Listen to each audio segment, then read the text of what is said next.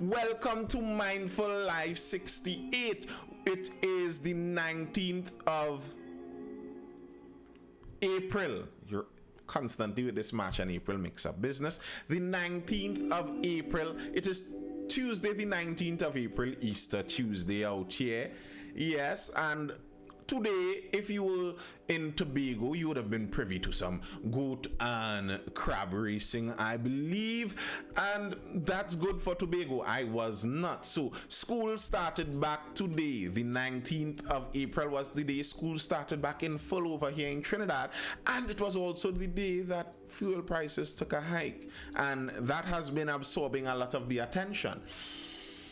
But also, beside that, this weekend being Easter, I made a contemplation on that. It's an interesting thing. Three of the major Abrahamic religions, my uncle Goat fall long, someone said over there in the chat.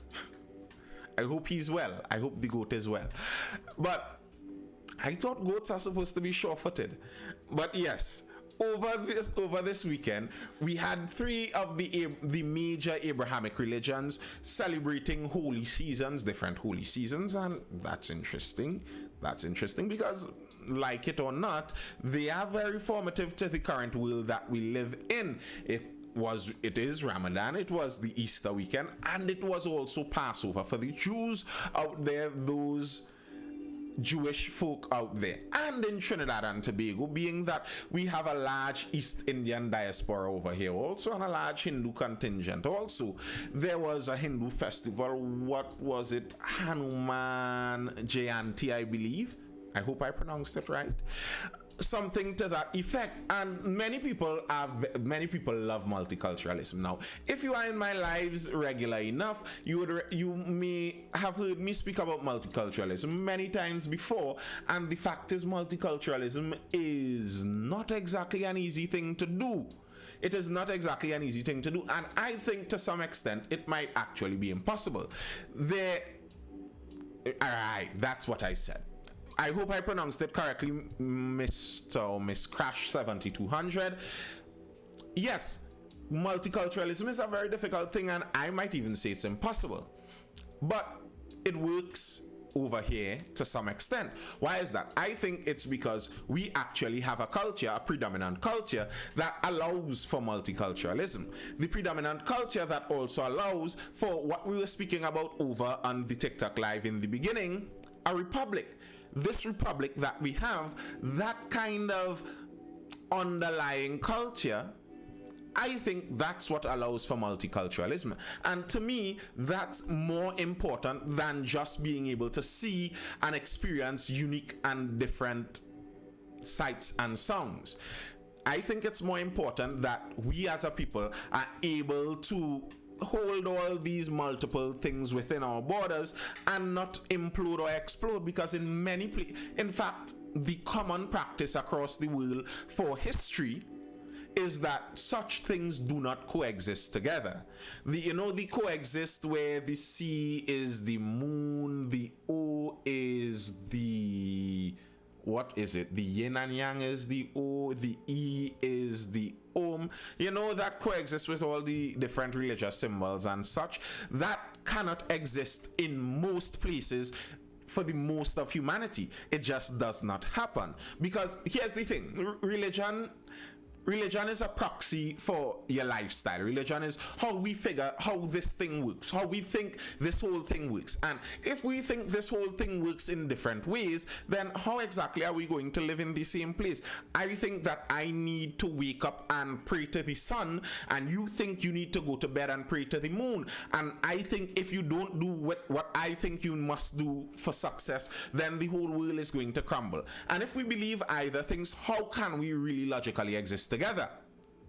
How can we really logically exist together? And someone says religion should only teach peace among each other. Now, I understand the should in that, but that doesn't work out so in reality, because what religion is teaching is a way of life for the most part, right? It's teaching that this is the way you should live. And if one religion says you should live some way and another religion says you should live another way, and if this religion says you should live this way and this one says you should live another way, it kind of goes without saying that you shouldn't live that way. There is a kind of exclusivity to it, and I don't like to pretend that there isn't. The fact is, in our country, that exclusivity can survive in one bound. And why is that? Freedom. We are able to agree to disagree. That was the contemplation I made yesterday on that. The ability to agree to disagree. That we know that we do disagree. It's not, and this is why I don't like to make it seem like there isn't that exclusivity. If I believe that X is true and you believe that Y is true and they are both exclusive, we can't both be right. That is not true. And here's the thing. I don't think that us both being right is what is necessary for peace. Us both being right is what causes war, in fact, because what we think is that I must be right, and if he doesn't understand that I'm right, I'm going to force my right on him. While if we agree to disagree, I could know I'm right, I could know you're wrong, and I could leave you to exist in that wrongness. That's agreeing to disagree.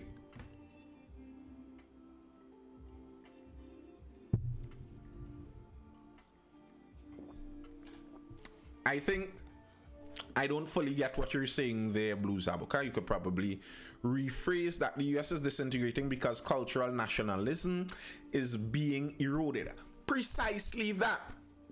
The ability to agree to disagree is being eroded in the United States. So some people see that I cannot live in a place where these people live, and if you do, and for example, in the United, I like to use there, as I regularly say, because their statistics are kind of up to mark, and well, more up to mark than the others comparatively. And you could, it's like a nice social experiment to look over there and see what those people are doing.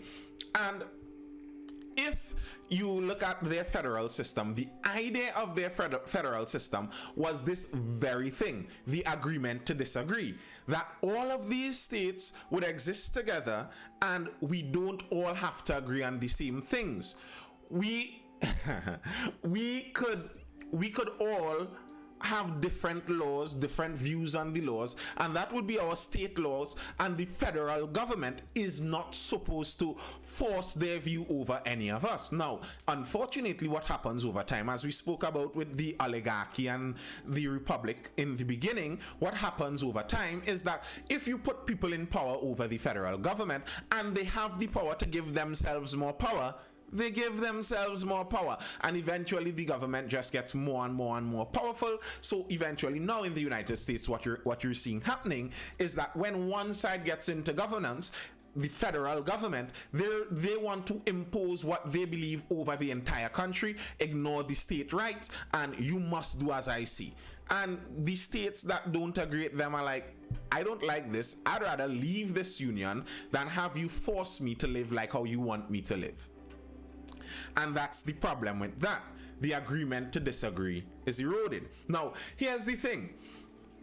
I said this in the contemplation also, because the agreement to disagree isn't enough right there. That isn't enough right there. Because the agreement to disagree, how does that work? If it is in areas that we think, I can't live alongside with you doing this. You see, we could generally agree to disagree, because what that means is we could ignore the areas that we disagree, at least when we're in interaction with each other, and we only interact with each other on the basis of the things that we do agree on. And if we are both humans, you know, we both have a lot of the same needs, a lot of the same wants and desires, etc., etc., there would very likely be a lot of common areas we can agree on. So we could disagree on some others and ignore those, and on the ones we agree, we work together, and that's how we could have this society. But there are some issues that you might say, I don't know if this is something we could agree to disagree on, because there are some people in some religious practices who might say that you're supposed to be able to marry a young woman from the moment she reaches puberty, from the moment she has her first menses. That's good marriage age. Some people actually believe that, culturally, maybe even religiously too. And if you're somewhere where, yeah, I don't agree with that, nah, no, no.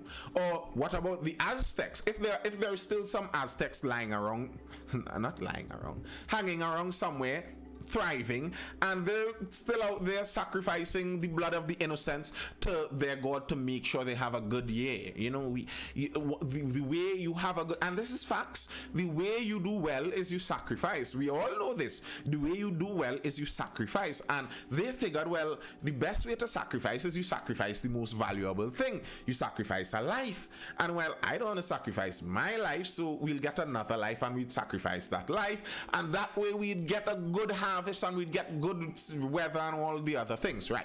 So if you have someone out there that's still out there sacrificing, do you coexist with them? Do you agree to disagree? Do you agree to disagree with that? Not really. We have to come to some kind of agreement on some level of things. There are a whole lot of things we could agree to disagree on, but there are some things we kind of need to agree. But in a society like ours that is free, how exactly do we solve that problem? How do we solve that problem when there are issues that we do disagree on, but they are way too significant for us to just agree to disagree? Well, in our society, how we do that is speech, talk, writing, words. That's the very idea of it. That's how our societies were created. That's the Great Enlightenment and all of that led eventually into this kind of republic society. You see, the very idea of a republic, these representatives, I can't remember, I don't think this was on the YouTube live, this was just over on TikTok by itself before, when we were speaking about the general idea of a republic. You see, you don't want a direct democracy. You don't want a direct democracy because a direct democracy is mob rule. That's the majority rule, and that's kind of scary if you're the minority. As I said earlier, the prime lesson with that, to understand it, is a democracy, direct democracy, 2 wolves and a sheep voting on what's for dinner, and you could guess how that vote is going to go. So democracy isn't generally the ideal necessarily. So what you do is you split up that democracy so that each group can have their representative. And that's the idea of a republic. You have representatives, and the representatives could work on different levels, but generally speaking, how you do it is by geographic groups now. So you have these specific geographic groups. If you're a minority and all of you live in the same geographic group, you have your own representative. They go up there, and here's the thing. What they do when all the representatives meet is they speak. That's it. We hope that we are able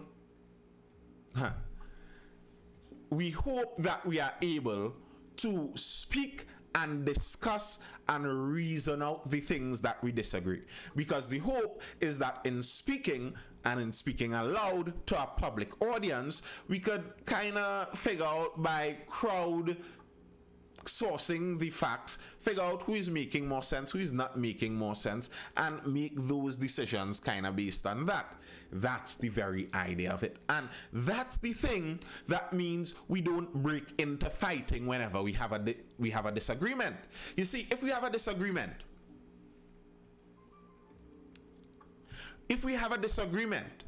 and we have no way that we could try and air this disagreement to figure out who should be listened to in this situation. If there's no way to do that, then the other option is, well, I'll have to fight you for it. I think like this to me is what is going on with this whole Russia-Ukraine business. Now, I am not Russian, I'm not Ukrainian, I am not the international expert per se, but I do read a very large amount of news, and this seems to me kind of obvious to be what's going on over there. You have the US working on that speech level. So the US spent not only speech, it's money, but speech and money. The US spent several billions of dollars over in Ukraine trying to build up democracy. And if you have any idea, you could guess how the US builds up democracy. And they lean in towards their own big companies and their corporations. They go in there and they have a whole large mingling together, and they make a lot of money from it, and they turn you towards that more Western-like culture. Now, Russia plan to have Ukraine in their sphere of influence, and they don't like that the United States is taking over their nice little Ukraine that was under their sphere of influence. Now, Russia doesn't have the words, or at least they don't have the money to push the words through Ukraine to make their view held. And if Russia doesn't have the money to send their words out there and let their words be heard and convince people with their words, then the only other way for them to convince people is fighting. And that's the very thing that discussing things hopes to avoid.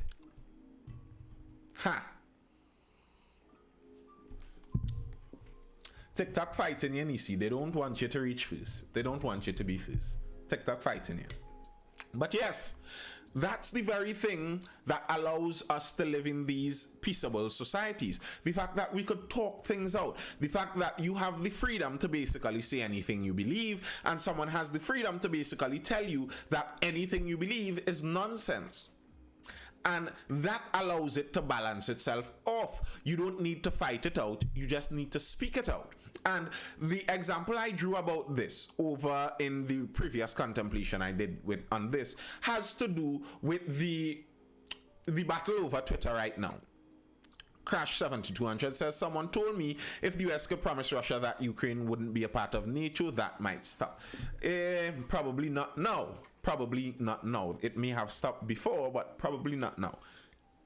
But yes, one of the examples I see of this is the battle going on for Twitter right now. Now, Twitter is a strange thing. Many people, I am sure many of you over here, many of you looking at me on Instagram or looking at me over on YouTube, and as I usually say, feel welcome to go over to YouTube and subscribe to my channel, Nathan Spring, over on YouTube. You could view all the other previous lives over there, and it's saved, and you get to see any articles, etc. showing. Right. Be sure to do that and drop a like. Hit a like if you're in the live, any one of the lives. Make sure you're hitting that like button. You're over on TikTok and you're wondering how to like, well, double tap the screen and you'll see a secret. Yeah. If you're over on YouTube too, be sure to hit that like button. All right. Yeah, where was I? We were talking about the speech and the Republic and Twitter. Yeah, and Twitter is a strange thing. Many people are not on Twitter, but all the right people are on Twitter. You see, what trends over on Twitter has a tendency to change the entire news cycle. And a lot of the older generation still look at a lot of news, and that tells them what to be alarmed about, what to feel offense about, what is really an alarm. Like, so many people posting these blue and yellow Ukrainian flags. Like, I understand Ukraine is in a tight spot. I'm not discounting that. But there are many other places seeing real tragedies out here. There are cities being bombed out in Yemen. Ethiopia is seeing some hard times. Like, you're doing that because the news told you to do that. That's the general idea. And a lot of what the news tells you to do comes from Twitter, because all of those journalists are on Twitter and listening to each other and talking about things. Twitter is like the fire hose. It's like the fire hose of raw information. To understand how Twitter works, you have to think about it as a micro blog. It's blogs. They're all tiny blogs. You get to write your blog. It was originally 140 characters. You get to write your little blog, and your blog could be seen by anyone in this blogosphere, and anyone seeing this can write another blog in reply to your blog. Now, if you were on the internet back before the 2010s, you may remember when the blogs were a massive thing. And that's what Twitter developed out of, when blogs were so huge and all the journalists, all the reporters had their own blogs, etc.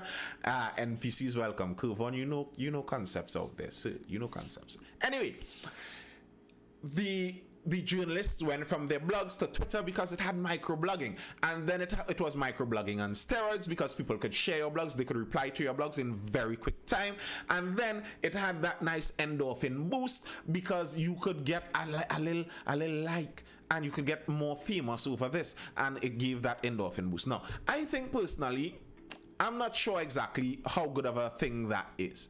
If if you reduce people speaking to a very limited number of characters, then you change the kind of things they could see. There are only certain kind of things you could see in very limited amount of characters. And the thing is, insults are generally said in fewer words. But not only that, when you add that limit and then you add the fact that there's a reward based, a social reward based on it, how many people like it, how many people don't like it, how many people retweet it, what the people that retweet it say, yeah, I think that is poison to our society.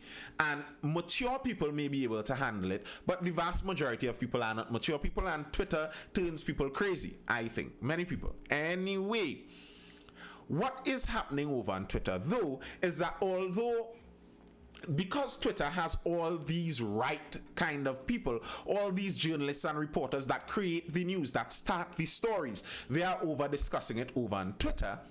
Twitter is actually very important. And what Twitter has been doing for some time now, when Twitter began, their founder, Jack Dorsey, he professed that Twitter was the free speech arm of the free speech party, to say that Twitter was all about this maximizing of free speech.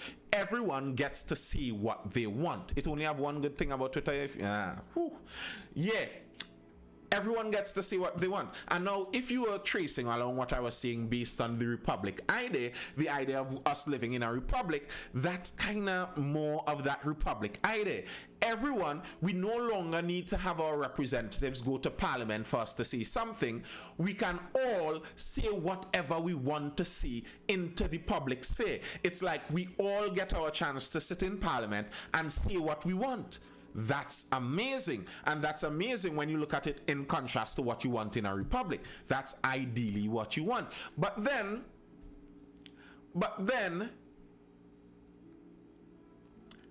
there was something strange that began to happen.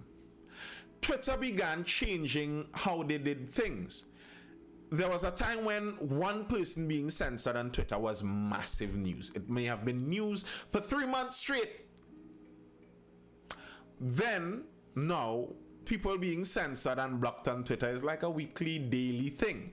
Because Twitter's board eventually changed. You see, there's this concept where freedom leans right, and as things become more controlled, they lean more left-wing.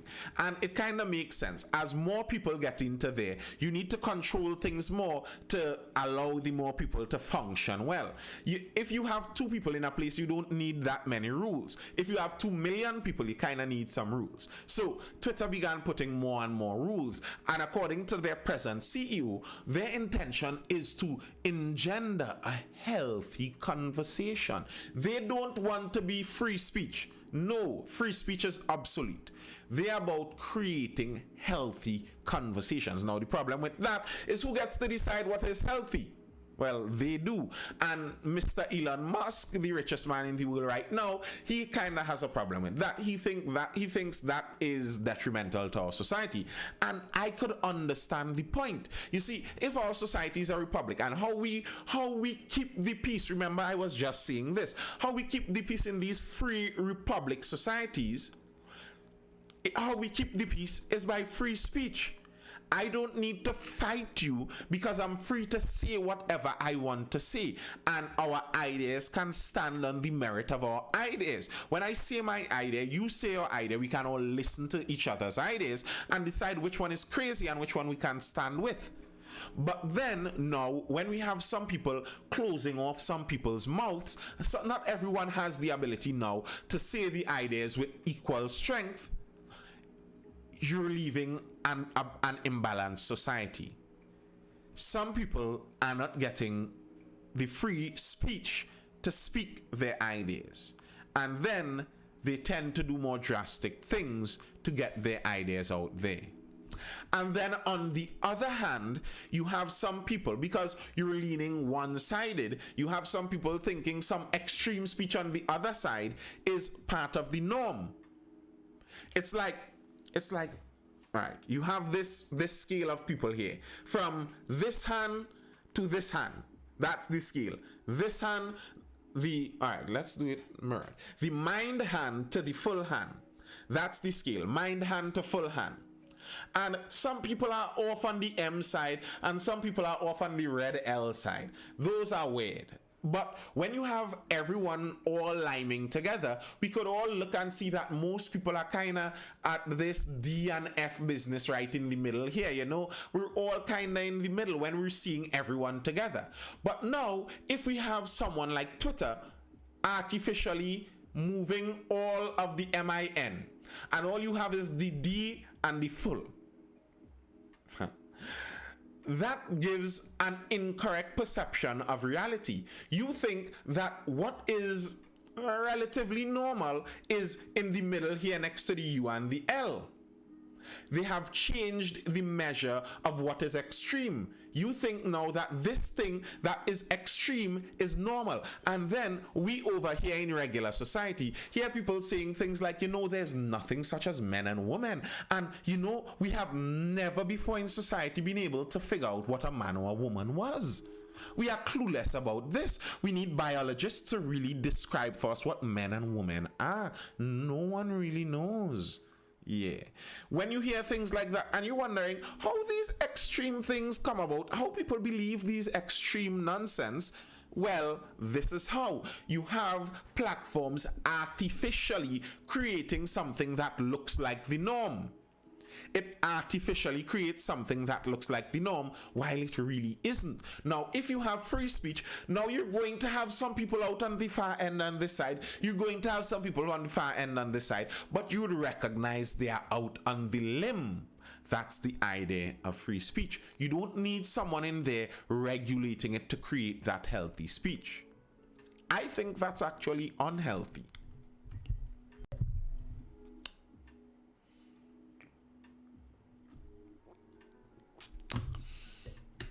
Yes, Kuvon, always there with the correct terminology. That is precisely what I was referring to, what is known as the overturn window. And the overturn window can be moved. It can be moved, and it is currently moving. Constantly it is moving, to be very honest, but it seems to be moving very quickly now. Totally get what you are saying. Thank you. I'm glad that you do. Now, let's get over to this freedom of speech over here in Trinidad and Tobago. This freedom of speech these days has a lot of people speaking on the rising gas prices. This is why social media controlled by any one sect is an issue. Yes, it is. Because the social media is, as it were, the public square now. But yes, gas prices are going up. Fuel prices are going up. And our freedom allows us to talk about it. We are free to speak about it, and we are free to even speak publicly about planning to shut down the entire country to make sure that the government doesn't allow this to happen. Now, here's the thing. Many people like to talk about how bad Trinidad is, and Trinidad is a dictatorship, and these and this, and listen, Trinidad has some horrible things. Like, wait, listen.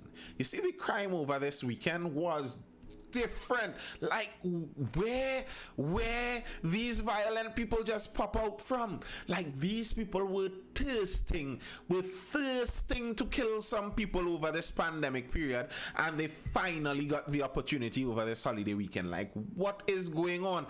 I saw in Enterprise a carload of men driving through Enterprise, shooting up and killing multiple people in multiple areas. Like, how does someone get that bold? How does someone get that bold? A carload of us, we didn't just go and shoot one person in one area. We shoot up one spot. We swing around to the next street, shoot up a next spot. We swing around to the next street, shoot up a next spot. We going from street to street, just shooting up places. Like, how does someone get that bold? Are we living in Colombia in the 90s? What is this? How is that possible? Now, the police said they apprehended one suspect. It was a carload of men. They apprehended one suspect according to the police. But I find that's preposterous. No way people are supposed to be able to become this audacious with crime. There is no way that is supposed to be happening. If you want to hear about that, go look for the double murder story in Enterprise. Go look for that. I think that was yesterday or sometime recently. the double murder in Enterprise. The double murder makes it seem like the double murder happened in one spot, but no. They killed one guy and shot up two other guys in one spot. They killed another guy in another spot and shot up some others. They shot up another house in another spot. It's about 12 murders, I believe Mantis Shadow is saying over there on YouTube. Man, I don't know. It was different. Crime is getting horribly out of control. I mean, that's the cliche in Trinidad. Crime is getting out of control, but yeah, that's kind of scary out there.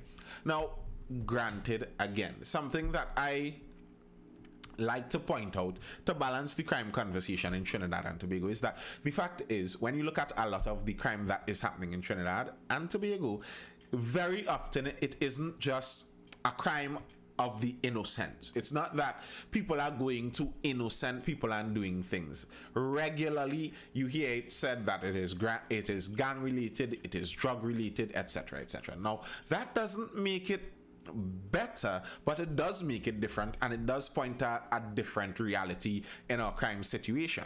It's not just random mad people going and interfering with random citizens. It's that we have a burgeoning underworld criminal business enterprise going on, and because of the massive criminal business network that there's a lot of remedies that need to be taken in that business. You see, in the criminal underworld, there aren't police. So if someone does you something wrong, well, you kind of have to take care of it yourself. So that's where crime comes in. And the bigger the criminal business that there is in the country, the bigger that criminal business network, well, the more crime that it is going to have. So just looking at the crime in our country, you could look at the crime and judge how wide and expansive the criminal business network is in our country.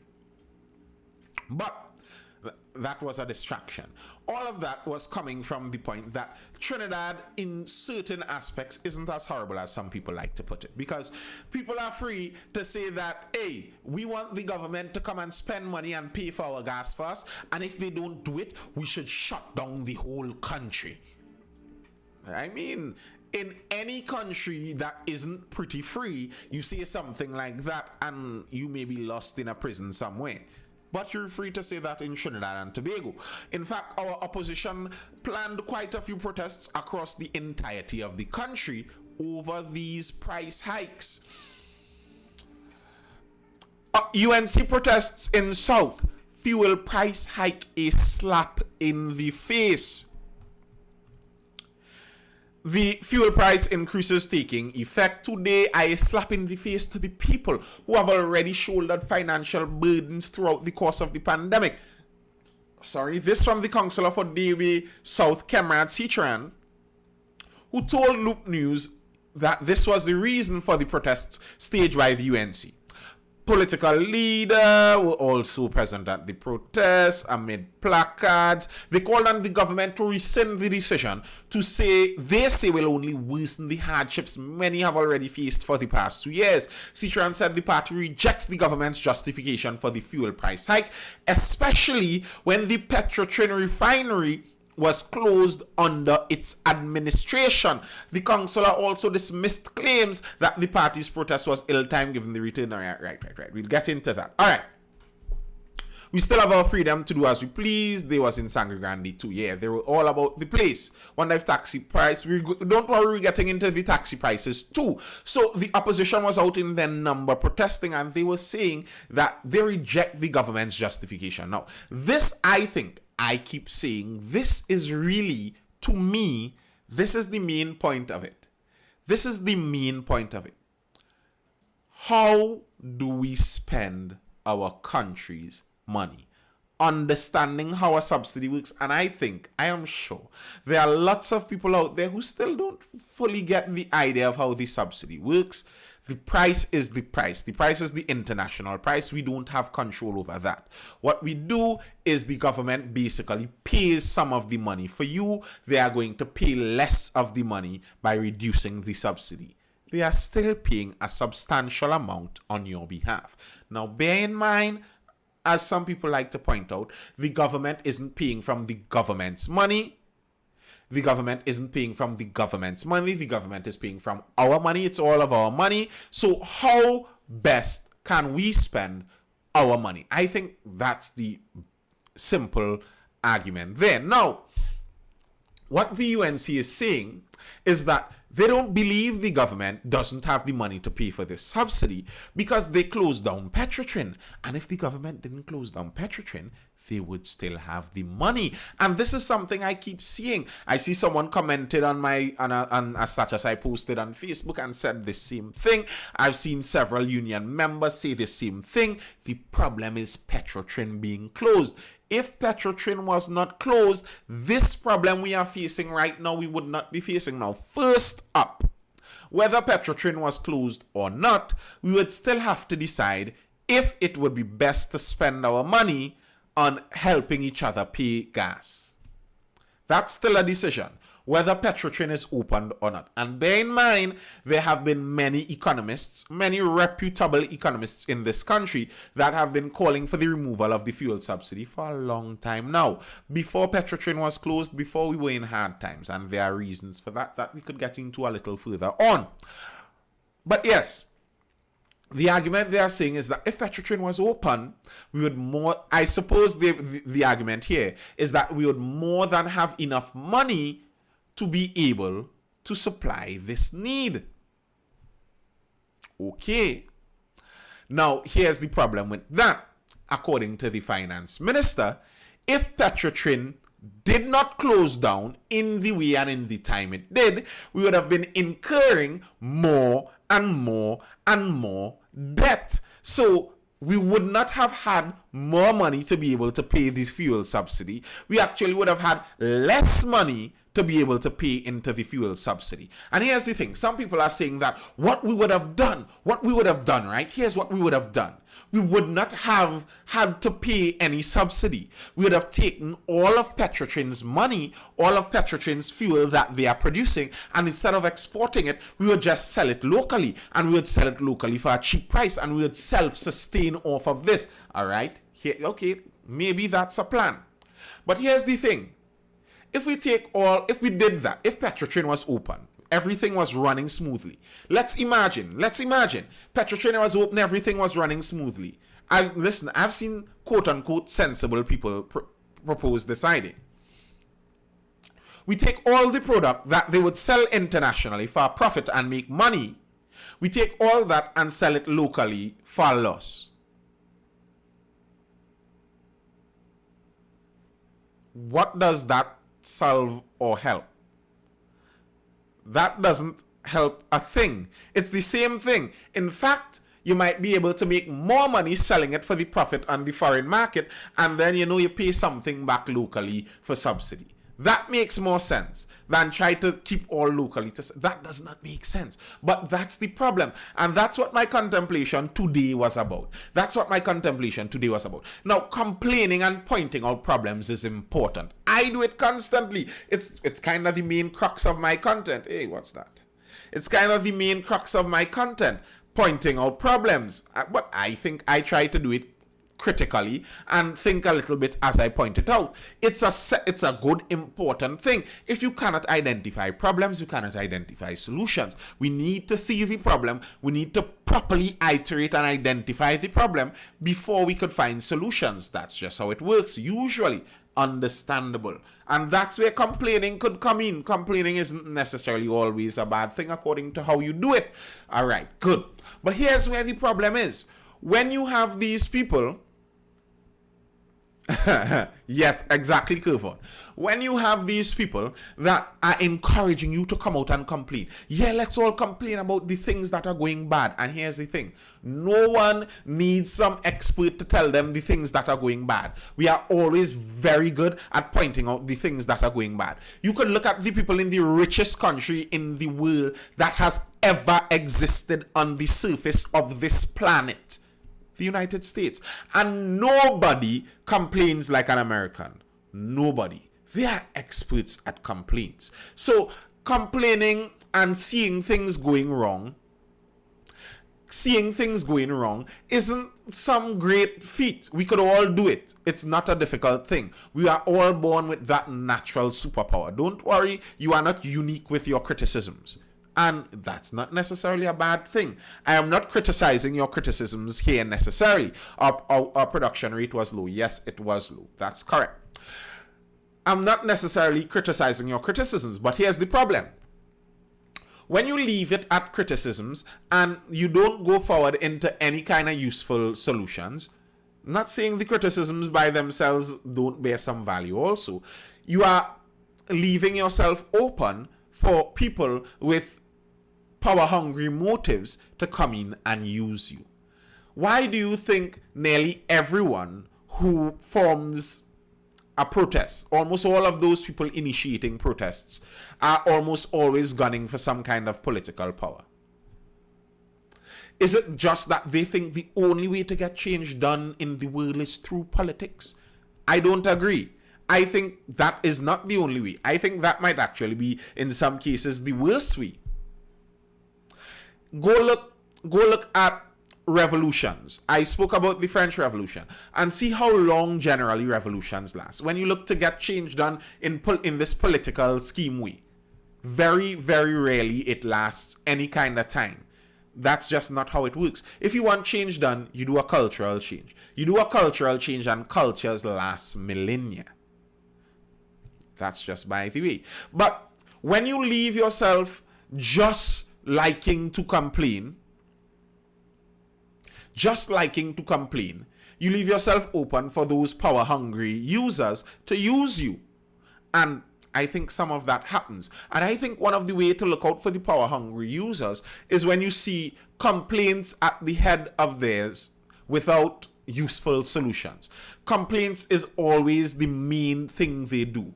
Like, okay, yes, we know what is going bad. Yeah, okay, that's bad. Okay, yes. What next? That's, yes. Yes, that's bad. How are you going to do something to change it? What can we all do to change it? If you want me to be mobilized to your cause, then I should be coming to help you with a solution. I'm not coming to help you complain. We don't need help complaining. I don't need help complaining. I complain fine on my own. I have a fairly good grasp of the English language. I can use words and complain all well on my own. I do not need to have company to complain. I do not need to join someone and be mobilized into their team for us all to complain together. What we mobilize for are for solutions. We mobilize for solutions, not to complain.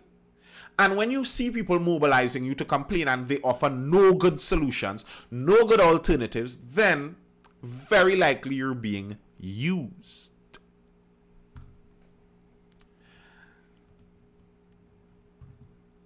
New gas prices kick in today. Drivers, truckers threaten boycott. Will the transportation sector take their feet off the pedal today to protest increased fuel prices? It's left to be seen, but it's certain from today citizens will feel the pinch with higher fuel prices. We know the fuel prices have risen.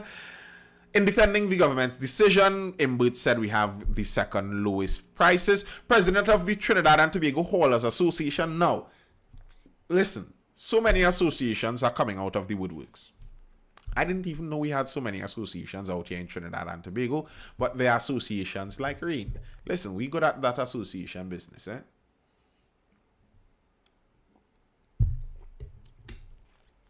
We good at creating associations. We're real good at that.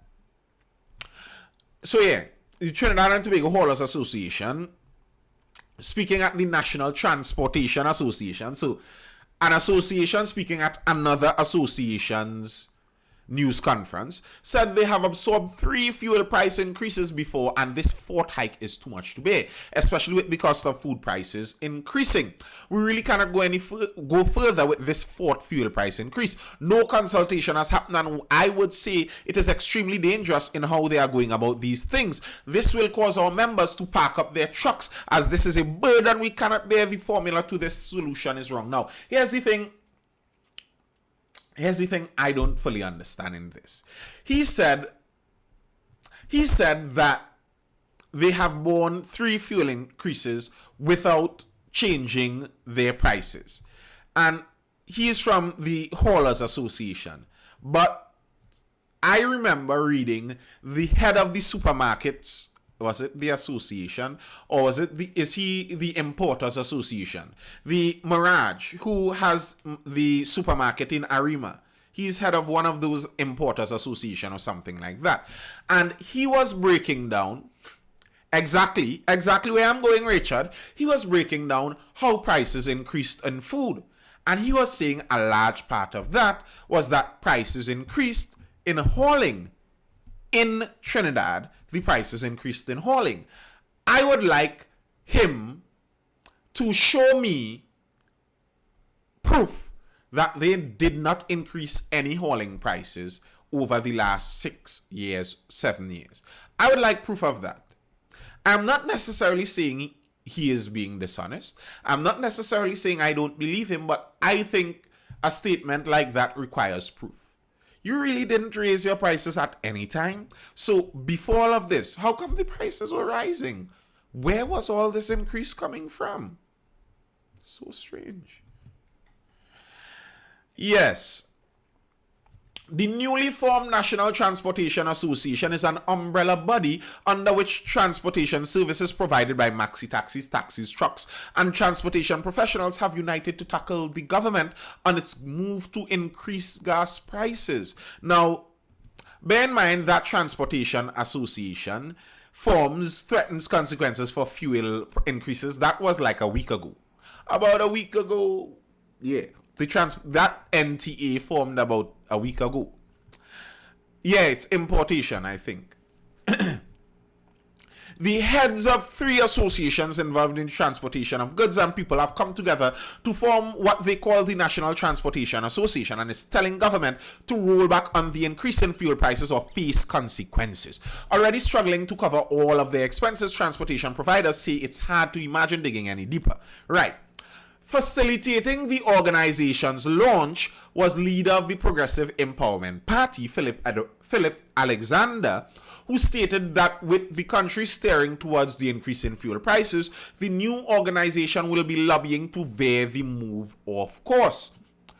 Among the demands is a deferral in the decision to raise the price of fuel until there is consultation with transportation professionals, he said.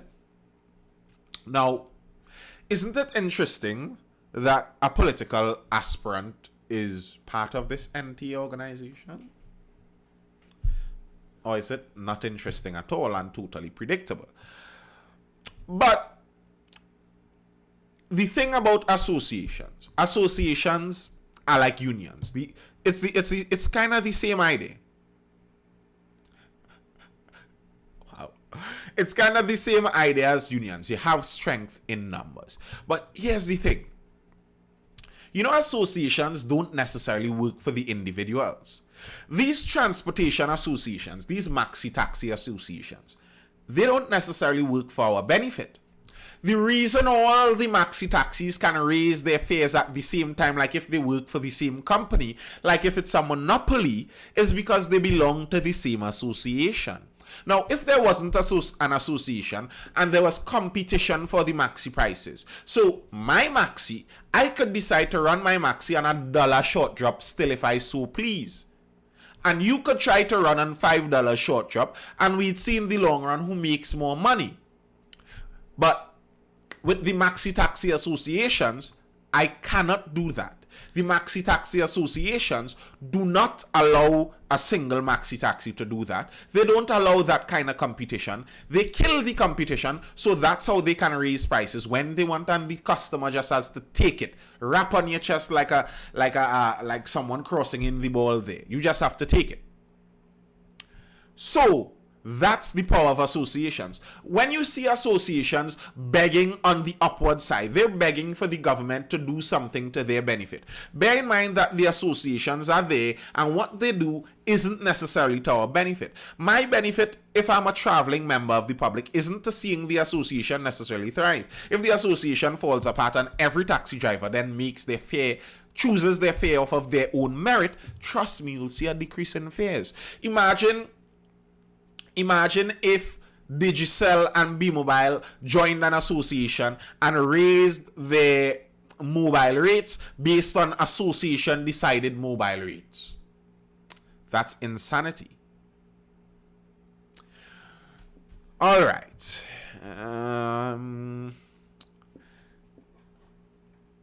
Drivers vow to stay off the roads. Trinidad and Tobago's Drivers Network President, this is our next association, Trinidad and Tobago Drivers Network President, Adrian Acosta called for taxi, maxi, truck drivers and citizens to stay off the roads today. Today was Tuesday, he's talking about there, in order to send a message to the government that the price hike is not being taken lightly.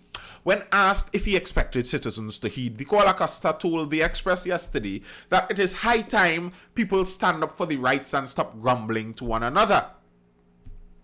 I called for everyone to send a message, but I do not know how many will respond. I cannot say how many taxi drivers and maxi drivers will heed the call. As you know, some will participate and others will go on the road and work. I just hope those same people who are not going to take part do not complain about having to dig deeper. Now, here's the thing. He there is asking for everyone to do the bidding of his association to benefit his association. That's basically it.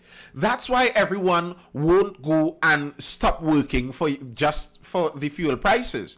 Someone who is being a daily paid worker, they're going to miss out on a day's pay even if the government stops the increase of prices.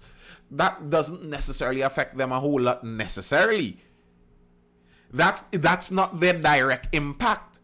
They need their money. They aren't going to stop their day work just for you. And he had more to say, that same leader of the Trinidad and Tobago Taxi Drivers Network. We, as the TT Taxi Drivers Network, are disappointed in the government for making this decision at this time. We are now coming out of the hardest part of the pandemic, where most of our citizens were home for almost 2 years. For them to remove the fuel subsidy is a heartless move. Even though the new prices have already gone into effect, Acosta said it isn't too late for the public to stand down and stand up in protest. This is not going to affect taxi drivers, it's going to affect every single person, because businessmen in TT are not going to absorb that increase. They are going to pass it on to the public. And here's the thing. Here's the strange thing. He is talking about businessmen in TT are going to not absorb that increase and pass it on to the public, while they are the businessmen in TT that do that very same thing.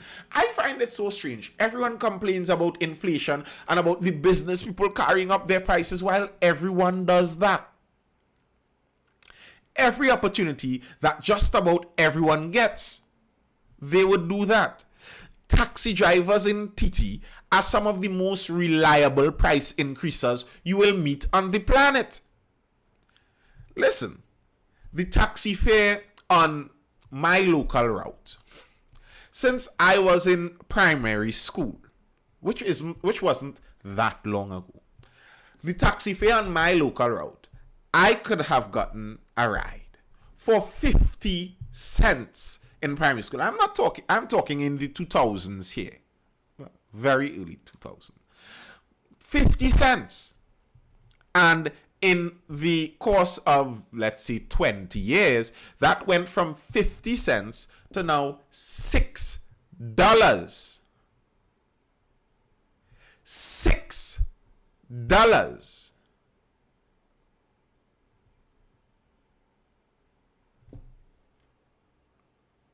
No. Hello, not in the 80s. Don't permit it. Primary school in the 80s was a long time ago. 20 years, it went up from 50 cents to $6. That's how many times? Anyone with the maths? 12 times? 12 times? This multiplied by 12. Yo, bro, now what we're talking about? Well, we're talking about price increases and the whole effect of this thing.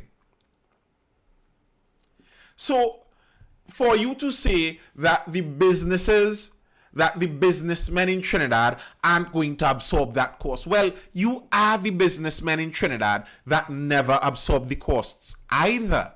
That's what you do also. Acosta predicted on the new gas prices, taxi drivers would lose up to $45 a day. At this point, he said members of his association have agreed to hold their hands on increasing their fares to absorb the burden of the price increases. Here's the part with that I don't like. Many taxi drivers increased their fares December last year. At the end of last year, they increased their fares because of, remember, the government in putting a quota limit on the amount of people that could be in the taxi, etc. And the taxi drivers said, we can't absorb this cost. So they increased their fares. All through the pandemic, while they would have been granted, they would have been making a reduced amount of money, they always had work. Many people were home. You as a taxi driver had work. Now, I'm not knocking that. That's the nature of your job. The nature of your job is you were able to work during that time. More props for you. Yes, the banks have an association. I find that ludicrous. I find the banks, that especially, no way banks supposed to have an association. Banks, as I would like all my banks to be in cutthroat competition with each other. Cutthroat competition. I want Republic Bank to want to take down RBTT. Don't meet in a bankers association meeting and chill and discuss things. No. Take down each other. Right. Yeah. That would work better for me, usually. So yeah, a lot of them raised their prices late last year when the government made that change. But then, when the number of passengers in the vehicles returned to normal, none of them changed back their prices. And the talk was that, a lot of other things increased. And it's not just people in the vehicle. So, we can't just drop back the prices because a lot of other things rose too. And okay, granted, but come on now. Anti-monopoly laws work once drafted properly and enforced. I don't trust the government to draft them nor enforce them properly. We believe this is the association president or leader going on. We see this as a double loss for taxi drivers because we are going to be losing money at the end of the day because we still have to turn around and pay more at the groceries. It comes like we are losing double and triple a day. The association has renewed its call for the public to force government's hand. We believe 50% of our drivers did not come out today and 50% of the public stayed home. That's not true. That did not happen today. And the people that stayed home didn't stay home for anything to do with gas prices. I don't believe that.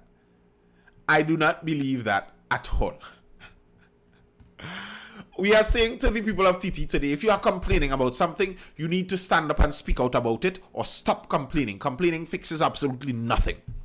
I really don't like the idea some people push, like what we really need in society is for you to hurry up and do something. Not discuss and find real solutions, just hurry up and do something. Do anything. Something must be done. No, I think that's kind of how you end up in danger. Can you sig trigger? What a name. Viking out here, bro. I like the name.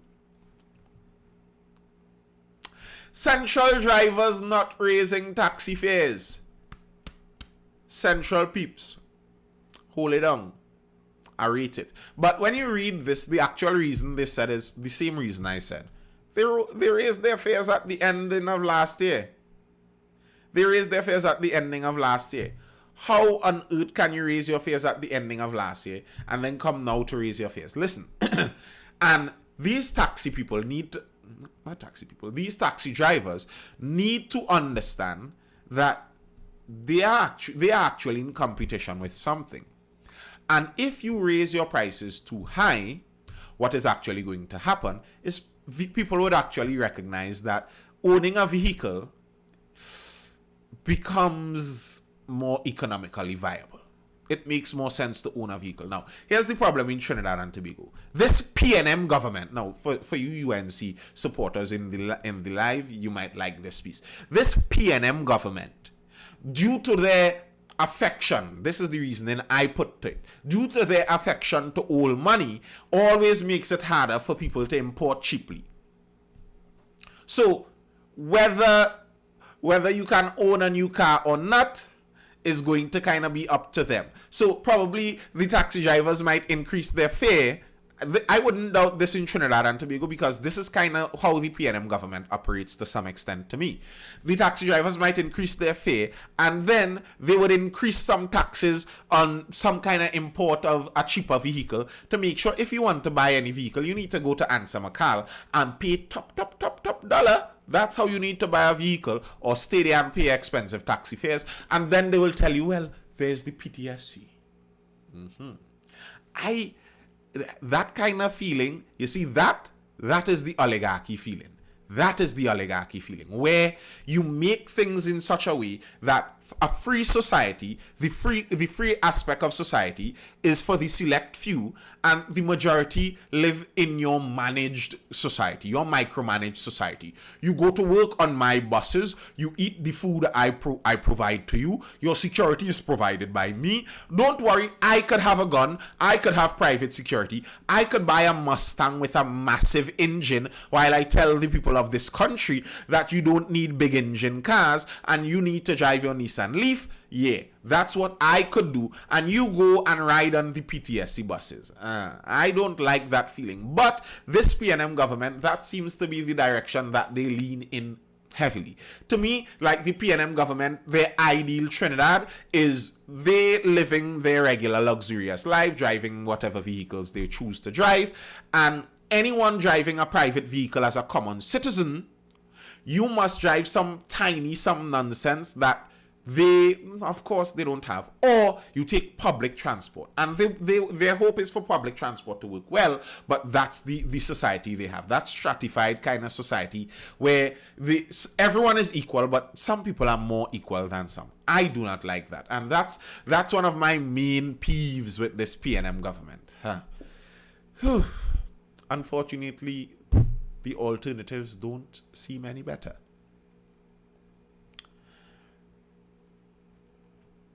Yeah, the alternatives do not seem any better. Now, there's one bit I saw in the trade unions' view on this. And we could leave that up for discussion in the end here. The trade union went in to, talk the usual thing about Petrochin. They saw that this was a bad idea and also that. Now, the part in this that was a little different that the trade union mentioned. Any third-party choices you see coming about? To be very honest, no. Yeah. They had a unique view to me on, well, not a unique view, but a different view, something worth discussing, on something that Imbert said. Because Imbert attempted to justify his price increase, well, not his price increase, the price increase, by pointing out factually that we have the second lowest fuel price in the entirety of the Caribbean, which is a true fact. True fact is kind of redundancy, but which is true. We do have the second lowest fuel prices in all of the Caribbean. And as I said in a previous live, the other country that is up there comparable to us with a lower fuel price is, if you don't know, you will not guess, Haiti. So it's not like anywhere with a lower fuel price in the Caribbean you'd necessarily want to move to. You understand what I mean? So, yeah, we do have the second lowest fuel price and the highest is Haiti, just by the way. Now, the trade union body also slammed Imbert's fuel hike defense that TNT has the second lowest fuel prices in the Caribbean. Trinidad and Tobago has one of the lowest minimum wages in the region. Not to mention that the countries such as Barbados, Jamaica, Cayman Islands, Bahamas, Aruba, St. Lucia, and Dominica that were used by the Minister of Finance to compare fuel prices are not oil and gas producers. It is clear that the government policy is to attack the poor. All right. Several things there. First off, I don't think the government is purposefully trying to attack the poor.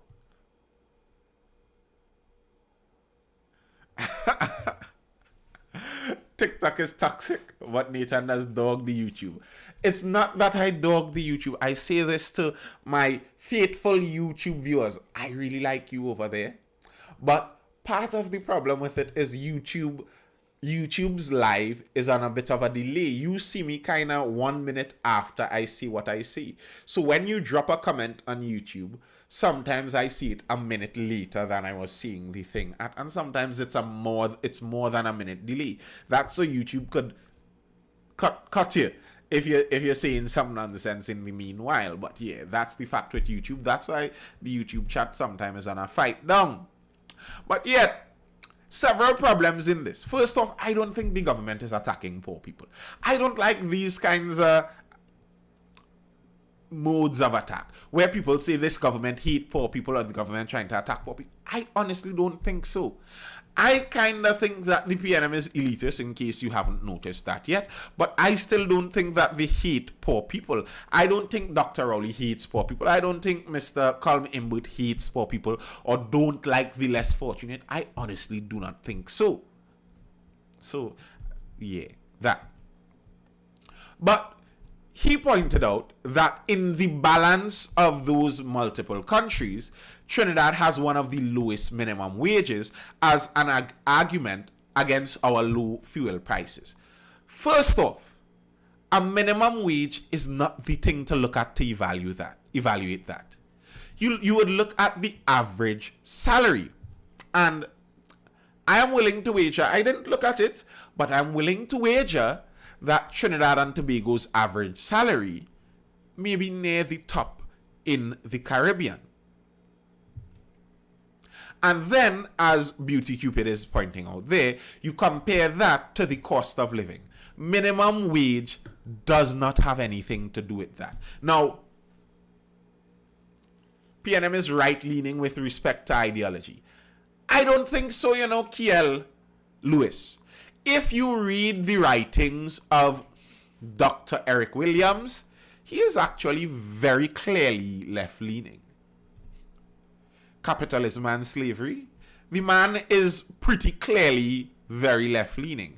And if you look at the PNM's general policy lean, it's central planning. The PNM believes more in central planning than the UNC.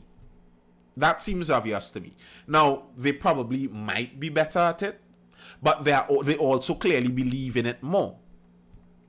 They think that the government's duty is to have a strong impact and influence on the economy. They aren't about just leaving the economy to a free market. The more right-leaning you are, is generally speaking, if you're talking economics, generally speaking, you're more open to a freer market. More left-leaning, you're generally more open to a controlled, centrally planned economy. Make the rich richer and then hope that the rich will create opportunities. That, I think, you see, that make the rich richer and they hope the rich will create opportunities is, I think that's a caricature of right-wing. The next question, how much companies pay minimum wage in Trinidad? We'll get to that. I think that's a caricature of the right wing. I don't think that is actually what they say. It's not that you make the rich richer and they hope the rich would create opportunities. Is that you provide open opportunities for everyone, and when you provide open opportunities for everyone, then very likely the wealthier will seize more of those opportunities, and because they seize those opportunities, they would also pass down more opportunities for everyone. That's not directly the same as making the wealthy wealthier. It's not about making the rich richer. So I think that's kind of a caricature. Now, I don't necessarily think it's automatically true, but there is some fact to it. The rich provides jobs, that's why they get richer. Partly. It isn't all hard and fast like that. There is some dishonesty in it. There is some power grabbing. There is some oppression. Obviously, there's all of that inside there too. But someone asked how many companies in Trinidad pay minimum wage. I think quite a few do, actually. Quite a few do. But I know this could be controversial to some, but I don't know how much value minimum wage provides in the present context. Now, here's the thing. I think minimum wage at one point in time, just like unions, was very important. Because here's the problem and the solutions of minimum wage. The problem with minimum wage is supply and demand and how cost affects that. If you think of labor, workers, employees as a commodity, as something that has a supply, something that has a demand. If you increase the cost of the same worker, you generally, while keeping the supply at the same level, you have the same supply and you increase the cost, you're going to decrease the demand. That's common economics. And that's the problem with the minimum wage. What you're doing is you have the same supply of workers and there's the same demand, there remains the same demand at the moment, and you're forcing artificially the cost of the workers to increase. So obviously now the demand for workers is going to decrease. So the demand, and when the demand for workers drops, that's basically unemployment. So the idea is you increase minimum wage, you actually increase unemployment because the actual minimum wage is zero. And if I cannot hire you for the proposed minimum wage that the government is enforcing upon me, I just will not hire you. That's how economies work.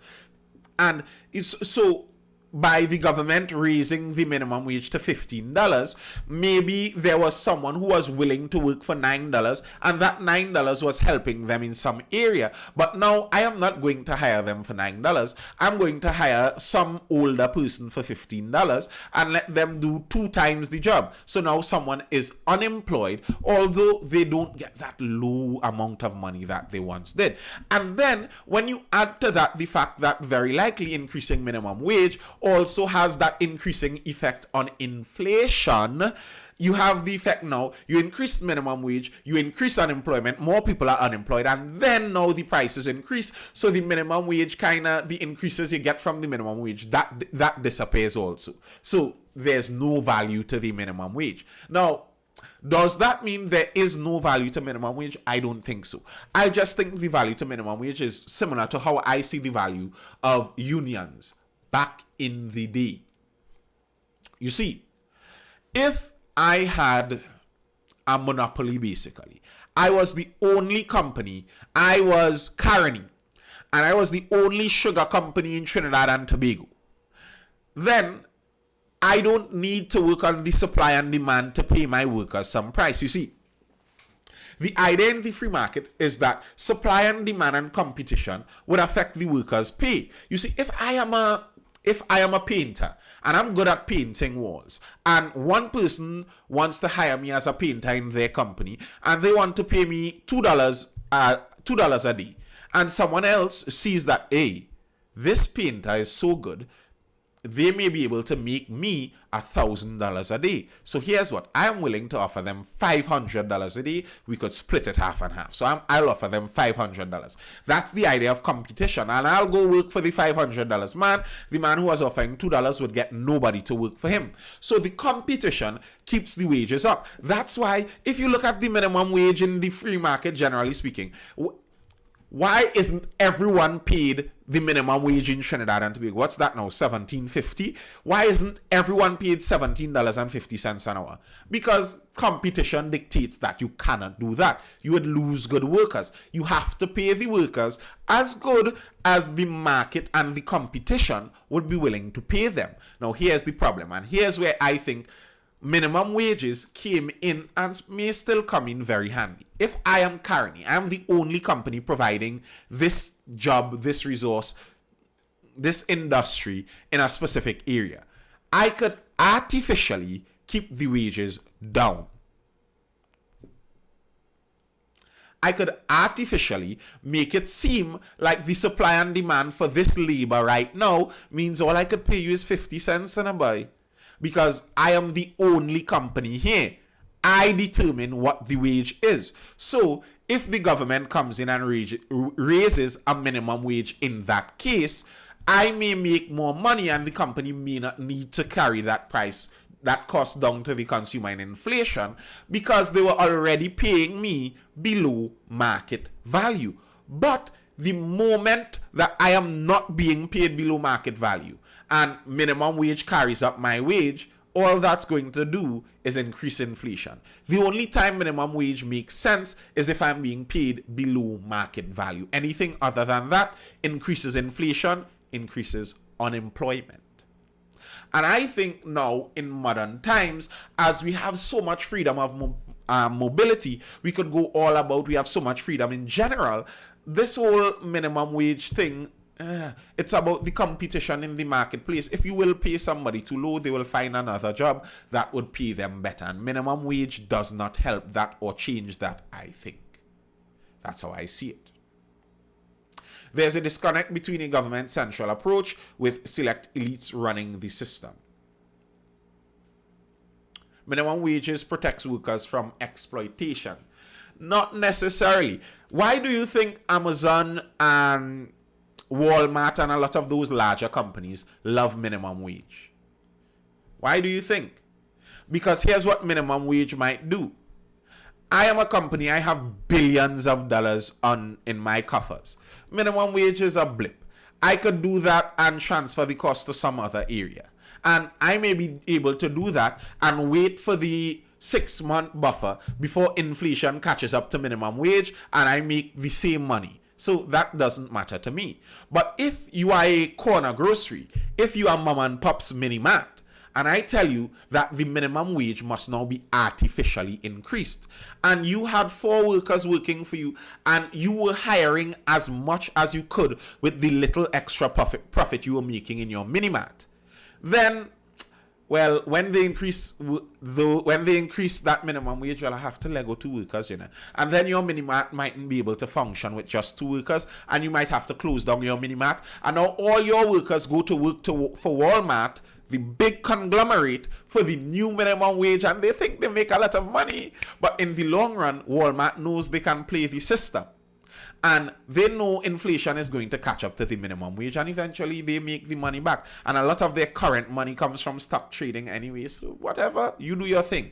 Walmart and those larger companies would actually lobby for minimum wages because they know it puts smaller businesses out of business. And then we wonder how now we could be getting $300 but cannot buy the same amount that $100 would have bought us 20 years ago. But then we keep clamoring, you know what we need? Raise minimum wage. Like, really, how is that going to help? What do you think that is going to do? I don't get it. I really don't.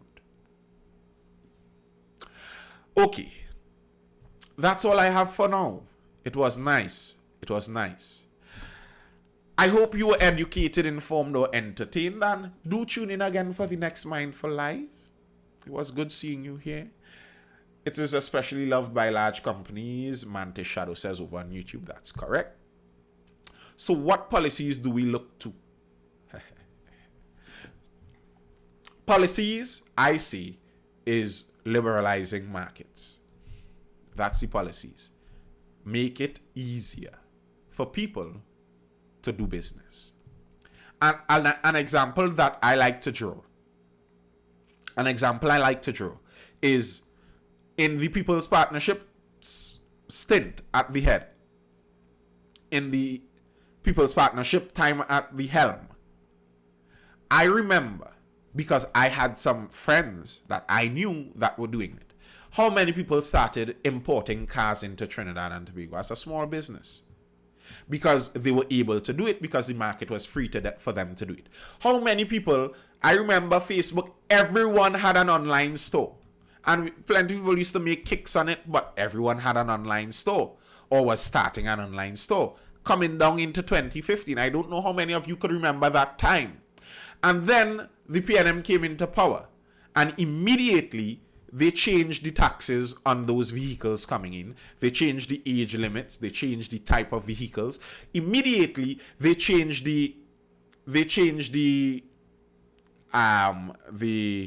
online taxes. Now, the online store I'm talking about that everyone had wasn't an online store like the online cake making businesses, or you're putting your services online. There's still a lot of that, your services online here. I'm not talking about that. I'm talking about people going to some niche website and figuring out, hey, there are a group of people in Trinidad and Tobago that like Pokemon collectibles. So I'll find a Pokemon collectible store and I'll go in partnership with them and import it and sell it in Trinidad and Tobago. There were these stores popping up, but then when the PNM came in and they dropped that tax, now you need to go to some conglomerate store to get those goods. Those small businesses cannot survive. And I think that is actually the key. You make a free market. That's it. An actual free market. Don't tax me to bring in goods. Don't tax me to bring in vehicles and allow the bigger companies to do it easier. No, don't do that. Don't stymie the allotment and availability of forex to the smaller businesses, while the bigger businesses obviously are getting hundreds of millions of dollars of it. That's the policies we aim for. We don't look for the pittances and we don't look for government help. I don't want the government to help me. I want you to get out of the way. Move. That's my policy statement there.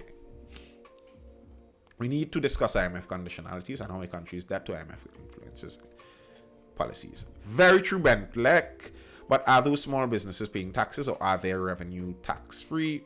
We owe the IMF. Captain Zeke, I find the taxes should be minimum in the first place. Like, here's the thing. People talk about property tax and stuff like that. I might not mind the property tax if I could have traced the property tax to my local government doing local services for me. Then, okay, fine.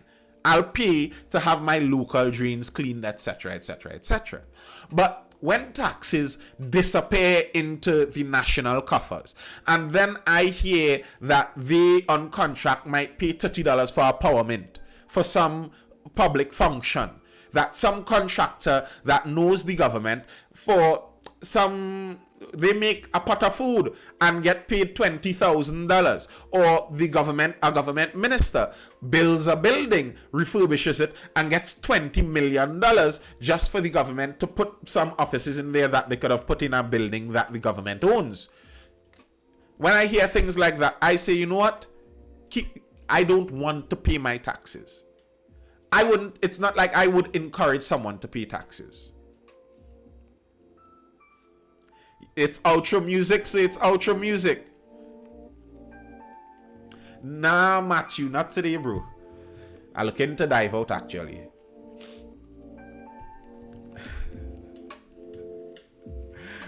Yes, there's a local government bill. There is also the property tax bill. They are supposed to be linked, but there's a lot of obscurity there. Question, how are you versed in so many topics? Lol, I would want to be that sharp. How am I versed in so many topics? Because I read a lot, I listen a lot, and my memory is kind of good.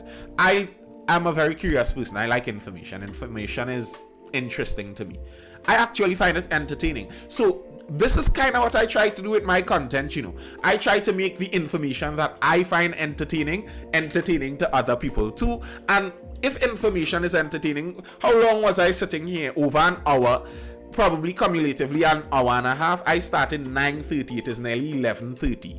And we're talking just information, and it could be entertaining too. Tomorrow we go talk. I wanted to talk about this weekend. All right, we will talk. Laters, everyone. Peace. And I will see you tomorrow at 9:30 for the next Mindful Live. It was nice. It was nice. Laters.